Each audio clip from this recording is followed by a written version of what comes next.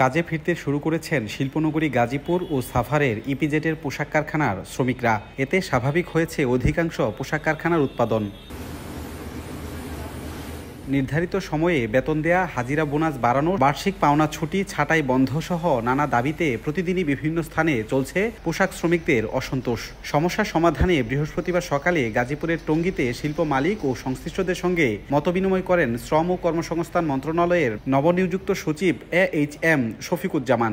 দাবি করেন, জুট ব্যবসার দ্বন্দ্বে পোশাক কারখানার শ্রমিকদের ব্যবহার করা হচ্ছে। এ কারণে শিল্পনগরীতে কাটছে না অসন্তোষ। সংকট সমাধানে বিজিএমইএ ও শ্রমিক সংগঠনের নেতাদের সঙ্গে আলোচনা চলছে বলে জানান তিনি। পরে কয়েকটি তৈরি পোশাক কারখানা ঘুরে দেখেন তিনি, কথা বলেন শ্রমিকদের সঙ্গে। যারা এই ঝুট ব্যবসা নিয়ন্ত্রণ করে এবং সেই ঝুট ব্যবসা যেহেতু একটা সময় এটি নিয়ন্ত্রণ করতো একটা গ্রুপ, এখন আবার নতুন গ্রুপ আসছে এবং সেখানে কিন্তু একটা ঝামেলা হচ্ছে। এই ঝামেলা কিন্তু এই শ্রমিকদের দিয়ে করানো হচ্ছে। এটি আমাদের গোয়েন্দা রিপোর্ট আমি নিয়ে আসছি, সেখানে স্পষ্টীকরণ করা হচ্ছে এবং শ্রমিক লিডারও এটা বলবেন। এদিকে সাভারের আশুলিয়ায় কর্মপরিবেশ এখনও স্বাভাবিক হয়নি।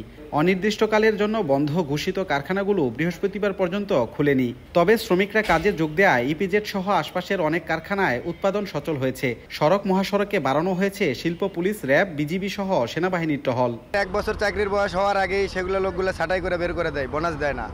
দ্বিতীয় সমস্যা, ওয়ার্কারে 5টার পরে ডিউটি করাই, ওগুলোর ওভার টাইম দেয় না। আমরা 9টা বাজে সবাই গেটে দাঁড়াইছিলাম। মালিক পক্ষের কোনো লোকজন এসে বলে না যে তোমরা অপেক্ষা করো কিংবা আজকে বাসায় যাও, কালকে বা পরশু দিনকে মালিক পক্ষ এসে তোমাদের একটা ডিসিশন দিব। কিছু কিছু ফ্যাক্টরিতে যেগুলো খোলা আছে সেখানে আন্দোলন আছে, মানে দাবি দেওয়া নিয়ে তাদের মধ্যে কথা চলছে। অন্য সকল ফ্যাক্টরিগুলোতে যথাযথভাবে কাজ চলছে। শ্রম সচিব জানায়, বৃহস্পতিবার নারায়ণগঞ্জে শতভাগ কারখানা খোলা থাকলেও গাজীপুরে 8টি এবং আশুলিয়ায় 160টি বন্ধ রয়েছে। রাজিবুল হাসান, সময় সংবাদ।